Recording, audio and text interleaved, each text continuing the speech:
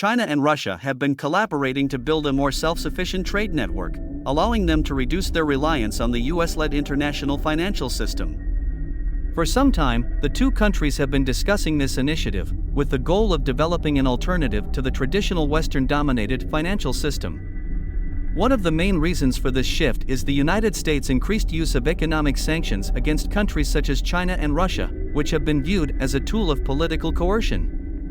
China and Russia hope to reduce their vulnerability to such sanctions by establishing a more independent trade network.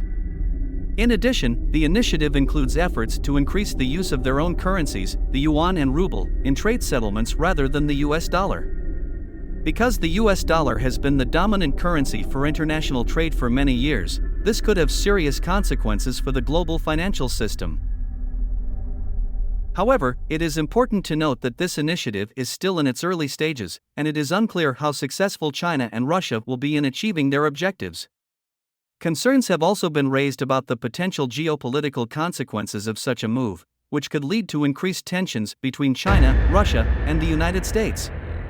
Let us know in the comments if Putin and Xi's plan seems like something to worry about.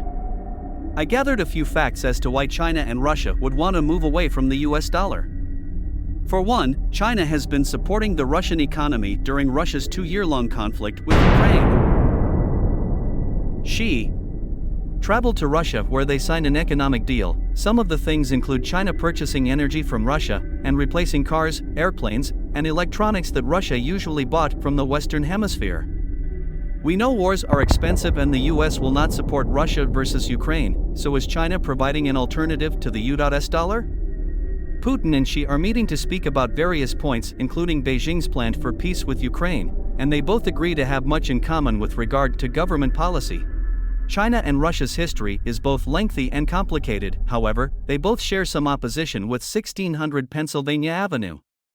I don't think Putin and Xi's relationship is based on love or sharing the same values, but simply a convenient economical entanglement. The fact that the war has been going on for 2 years and Xi visits Putin to sign an economic package speaks volumes. Another point is that China does have much to gain from this economical entanglement, including access to Russian resources and markets, as well as a strategic ally to counterbalance the US-led international order. Russian exports to China accounted for 4.4% of Russian GDP in 2021, and this figure is expected to increase in 2023 as trade with the West contracts. Quick side note. We, at The Budget Boss, coined the term economical entanglement. Remember where you heard the term first. The two countries have been building bridges through joint ventures and investments, with Chinese companies investing in Russian oil and coal, among other industries. The relationship is seen as a way for China to establish a foothold in the global power structure and work towards a multipolar world order. Well, to me it speaks volumes. Let us know your thoughts in the comments. Yet it's a little confusing how the citizens of these two conglomerates have differences of opinions concerning the possibility of an emergence. So it seems, Russia is now becoming buddies with the second richest country in the world. Are Russia and China turning their back on the US dollar to end the US dollar? Does the end of the US dollar seem unlikely? Or do you think the US dollar will become obsolete?